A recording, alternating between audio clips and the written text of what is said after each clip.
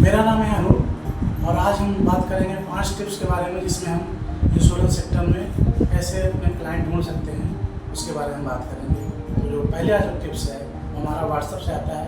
हम व्हाट्सएप जो app use करते हैं उसमें हम एक सेटिंग होती है जिसके तहत हम ब्रॉडकास्ट नेटवर्क या ब्रॉडकास्ट ग्रुप बना लेते हैं, जिस ग्रुप में हम अपने कॉन्टैक्ट में कुछ सिलेक्टेड जो नंबर होते हैं या वो नंबर्स या वो कॉन्टैक्ट नंबर जिन पर संभावना है कि हम पॉलिसी हमारे लेने की संभावना उनसे प्रबल है, तो हम ऐसे लोगों को उस ब्रॉडकास्ट नेटवर्क ग्रुप में जोड़ देते हैं।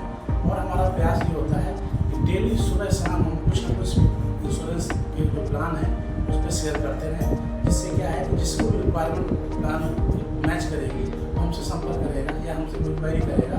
हमारे पास एक नया प्रॉस्पेक्ट लेना होता है कि हम उसको प्लान बता सकते हैं और ऐसा रेगुलर करने से हमारी ऑटोमेटिक पॉलिसियाँ होती रहेंगी। तो ये फर्स्ट टिप बहुत काम की है, इसको हमको यूज़ करना चाहिए व्हाट्सएप में ब्रॉडकास्ट नेटवर्क बना के।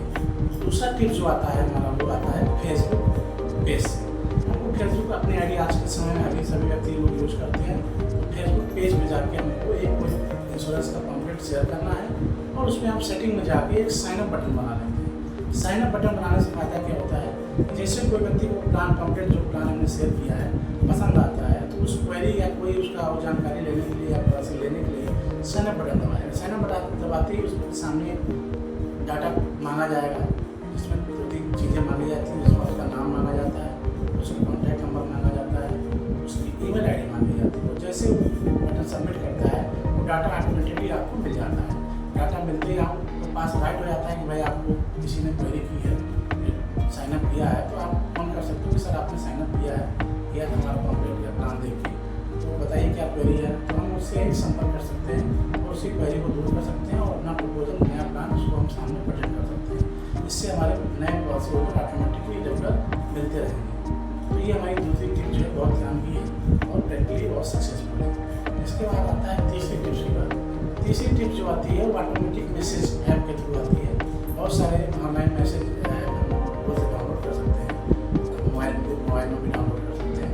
तो ऐप जो है हमको ऑटोमेटिक मैसेज का ऑप्शन देते हैं, उसमें हम सेटिंग कर लेते हैं और क्या मैसेज आएगा वो भी हम उसमें फीड कर देते हैं, सेव कर देते हैं। जिसमें मैसेज में हम ये जो है प्लान शॉर्ट में लाइन्स में ट्रांसलेटेड लिखते हैं, retirement plan, child plan, education plan, pension plan, इस तरह के कुछ प्लान और थोड़ा सा उसकी टैगलाइन लिख देते हैं और नीचे लिख देते हैं अपना कॉन्टैक्ट के लिए संपर्क करें और डिटेल वगैरह अपना उसमें लिख देते हैं। उससे फ़ायदा क्या होता है कि जैसे किसी की कॉल आई, जैसे कॉल डिस्कनेक्ट होती है तो उसको हम उस सॉफ्टवेयर के जरिए ऑटोमेटिक मैसेज मिल जाता है हमारा। वो ऑटोमेटिक मैसेज मिलने से फ़ायदा क्या होता है कि वो देखता है कि अरे ये तो इस फील्ड में इंश्योरेंस सेक्टर में काम करते हैं, तो वो प्लान से रिलेटेड कोई क्वेरी होगी तो आपसे संपर्क करेगा। या आपको कोई उसने मैसेज कर दिया तो आपको आइडिया हो गया कि हाँ कुछ इंटरेस्टेड है या उसकी क्वेरी है, तो हम उससे जाके मिल के उसकी क्वेरी है कुछ अपना पर्सन प्रपोजल उसको बता के इंश्योरेंस का कोई प्लान हम उसको प्रस्ताव उसके सामने रख के हम आपको प्लान बताएंगे तो एक भविष्य में हमारा वहाँ से भी पॉलिसी होने की संभावना बनती है। तो ये तीसरी टिप्स थी। इसके बाद हम आते हैं चौथी टिप्स पे।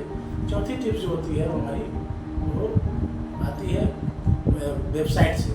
जो हम अपनी पर्सनल अगर वेबसाइट बना लेते हैं तो उससे फ़ायदा ही क्या होता है कि वो जब भी हम जो हम भी बात कर रहे थे ऑटोमेटिक ऐप पे जिसमें मैसेज चला आता है, अगर पर्सनल वेबसाइट रहेगी तो वेबसाइट का नाम भी उसमें मैसेज पर नीचे लिख देंगे। उससे फ़ायदा क्या होगा कि जैसे अगर मैसेज बहुत लंबा है, नहीं समझ से पढ़ने की बात है, तो वो वेबसाइट पर क्लिक करके आपके बारे में जान सकता है, आपको प्रोफाइल जान सकता है, आप कितना क्या काम करते हैं, क्या आपका रेपुटेशन है, तो उससे संपर्क कर सकता है। उस वेबसाइट में भी जो है फॉर्म सबमिशन का ऑप्शन होता है जिसमें जो भी उसकी क्वेरी होगी या कोई भी प्रॉब्लम होगी, हो सकता है उसके पास कोई डेथ क्लेम हो सकता है उसके पास कोई पॉलिसी पड़ी हो, बहुत दिन से नहीं जमा है, सरेंडर करने चाह रहा हो सकता है कोई उसका मनी बैक जो नहीं मिला हो, तो आप वो क्वेरी जो है उस फॉर्म में सबमिट करेगा वो आपको ऑटोमेटिक डाटा वो आपको मिल जाएगा। तो आपके पास अपॉर्चुनिटी एक बन जाती है कि आप उसे संपर्क कर सकते हैं और अपना प्रस्ताव और उसकी क्वेरी को समाधान करके एक नया प्रपोजल या पॉलिसी होल्डर आप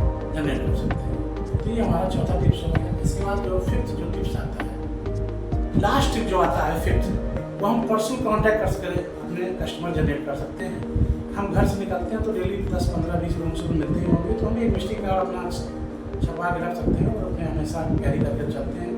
जब भी हम नए लोगों से डेली मिलते हैं, तो डेली 5 लोगों से मिलते हैं, 10 से भी मिलते हैं, तो हम उनको अपना विजिटिंग कार्ड देंगे और देते हुए कुछ हमको जो हम बता रहे हैं आपको वो चीज़ें बताएंगे, तो वहाँ से भी हमको एक भविष्य में प्रॉस्पेक्टिव या पॉलिसी होल्डर मिल सकता है।